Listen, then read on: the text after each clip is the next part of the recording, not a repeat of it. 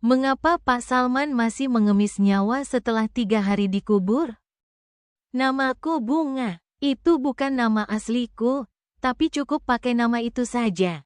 Aku bekerja sebagai seorang admin di tempat penimbangan sawit di daerah pedalaman Sumatera. Tempat kerjaku jauh dari kota. Dikelilingi kebun sawit luas yang kalau malam suasananya benar-benar sepi dan menyesakkan. Jalan menuju ke sana hanya jalan tanah merah, penuh lubang, dan kalau hujan berubah jadi lumpur pekat. Di kanan kiri jalan cuma ada pohon sawit tinggi yang daunnya selalu bergesekan tertiup angin seperti suara orang berbisik dalam gelap. Aku sudah bekerja di sana hampir 4 tahun. Selama itu juga aku melihat terlalu banyak masalah keluarga soal kebun warisan. Kakak adik saling bermusuhan gara-gara uang sawit peninggalan orang tua. Ada yang diam-diam menjual tanah keluarga. Ada yang memalsukan hasil timbangan, bahkan ada yang tega menipu saudara kandung sendiri demi beberapa juta rupiah. Tapi semua itu belum seberapa dibanding kisah seorang lelaki tua bernama Salman. Pak Salman usianya sekitar 60 tahun. Tubuhnya kurus, kulitnya gelap terbakar matahari, dan wajahnya selalu terlihat lelah seperti orang yang sudah terlalu lama memikul beban hidup sendirian. Dia selalu datang naik motor tua yang bunyinya keras sekali, seolah mesinnya bisa mati kapan saja. Setiap kali datang ke kantor timbang, dia selalu memakai jaket lusuh warna coklat dan sandal jepit tipis yang hampir putus. Sejak pertama kali aku bekerja di sana, Pak Salman sudah sering meminjam uang kepadaku. Sebenarnya aturan perusahaan sangat jelas. Kami hanya tempat membeli hasil sawit, bukan tempat orang berutang. Kalau ketahuan memberikan pinjaman ke petani, aku bisa kena marah besar atau bahkan dipecat. Tapi setiap kali melihat Pak Salman datang dengan wajah sedih sambil berkata pelan, "Bunga, bisa pinjam dulu 100.000? Belum ada uang beli beras," hatiku selalu luluh. Kadang dia bilang listrik rumahnya diputus karena belum bayar.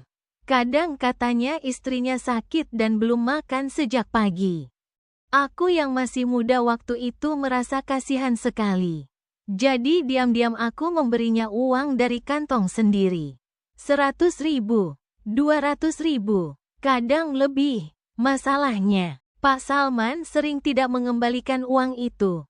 Setiap akhir bulan saat laporan keuangan ditutup, aku harus mengganti sendiri uang yang hilang. Gajiku pun sebenarnya tidak besar. Tapi entah kenapa aku tetap merasa tidak tega menolak lelaki tua itu. Sampai akhirnya aku mulai bertanya-tanya, dia punya anak, kan? Kenapa sampai hidupnya seperti ini? Aku lalu mencoba bertanya diam-diam kepada warga sekitar kampung tempat Pak Salman tinggal. Bukan untuk bergosip, aku cuma penasaran kenapa seorang ayah tua masih harus meminjam uang hanya untuk makan. Dan jawaban yang kudapat membuatku benar-benar kesal. Pak Salman punya 6 orang anak, tapi anak bungsunya lah yang paling membuat hidupnya hancur. Anak laki-laki itu sudah hampir 30 tahun, tubuhnya sehat, tidak cacat, tidak sakit, tapi tidak mau bekerja sama sekali. Kerjanya hanya tidur, main ponsel, nongkrong sampai malam, lalu meminta uang kepada orang tuanya. Yang lebih parah, Pak Salman sangat memanjakan anak itu. Orang kampung bilang Pak Salman pernah menjual beberapa hektar kebun sawit hanya untuk membelikan anaknya mobil bekas supaya bisa jalan-jalan dengan pacarnya. Saat mendengar cerita itu aku benar-benar tidak habis pikir. Seorang ayah tua sampai meminjam uang untuk makan, sementara anaknya hidup santai tanpa rasa malu. Tapi setiap kali ada orang menegur, Pak Salman selalu marah besar. Katanya anaknya cuma belum dapat rezeki. Katanya anaknya anak baik. Padahal warga kampung juga pernah memergoki anak itu memakai narkoba. Namun Pak Salman tetap membela mati-matian. Sekitar 2 tahun lalu, Pak Salman datang lagi ke kantor timbang menjelang maghrib. Langit waktu itu gelap sekali karena hujan mau turun. Dia berdiri di depan meja kerjaku sambil meremas topinya sendiri. Bunga, pinjam 200.000 dulu ya. Nanti akhir bulan saya bayar. Aku menghela napas panjang lalu bertanya pelan, buat apa lagi? Pak, dia tersenyum kecil. Anak saya mau ikut kursus nikah. Saat itu emosiku benar-benar naik. Dalam hati aku marah besar pada anaknya.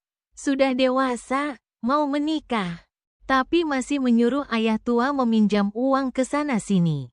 Aku sampai membayangkan bagaimana nanti istrinya hidup dengan lelaki seperti itu. Beberapa bulan kemudian, anak bungsunya benar-benar menikah. Aku tidak datang ke acara pernikahan mereka karena malas melihat wajah anak itu. Entah kenapa setiap mendengar namanya saja aku langsung merasa kesal. Setelah pernikahan itu keadaan Pak Salman malah semakin buruk. Dia makin sering meminjam uang. Kadang sampai ke tetangga, kadang ke pekerja lain, kadang ke warung kecil dekat kebun. Wajahnya juga makin aneh. Matanya cekung, kulitnya pucat, dan tubuhnya sering basah seperti habis kehujanan walaupun cuaca sedang panas. Satu hal yang mulai membuatku tidak nyaman adalah setiap kali Pak Salman datang, suasana kantor selalu berubah jadi dingin. Padahal kipas angin mati, udara di luar panas. Tapi bulu kudukku selalu berdiri kalau dia masuk. Awalnya aku mencoba mengabaikan perasaan itu. Sampai suatu malam itu hujan deras sekali. Semua pekerja sudah pulang dan aku sendirian di kantor menyelesaikan laporan timbangan. Jam di dinding menunjukkan pukul 7 malam. Tiba-tiba terdengar suara motor tua berhenti tepat di depan kantor. Aku langsung tahu itu motor Pak Salman. Anehnya, suara mesinnya terdengar sangat pelan, seperti datang dari jauh sekali. Lalu terdengar ketukan di jendela. Tok, tok. Tok, aku menoleh perlahan. Pak Salman berdiri di luar sambil tersenyum. Tubuhnya basah kuyup terkena hujan, tapi wajahnya terlihat sangat pucat. Air menetes dari rambutnya sampai ke lantai teras kantor. Bunga, ada uang 100.000? Suaranya terdengar berat dan serak. Aku mulai merasa takut. Ada sesuatu yang berbeda malam itu. Mata Pak Salman terlihat merah gelap seperti orang yang tidak tidur berhari-hari. Aku menjawab pelan kalau aku tidak punya uang. Dia menunduk cukup lama, lalu perlahan mengangkat wajahnya kembali sambil tersenyum tipis. Tidak apa-apa, anak saya lapar. Setelah mengatakan itu dia berjalan pergi menuju gelapnya kebun sawit. Aku memperhatikan langkahnya dari balik jendela. Dan saat itulah tubuhku langsung dingin. Kaki Pak Salman tidak menyentuh tanah. Dia melayang beberapa senti di atas lumpur. Aku langsung menutup jendela keras-keras dan mencoba berpikir positif. Mungkin aku lelah, mungkin mataku salah lihat.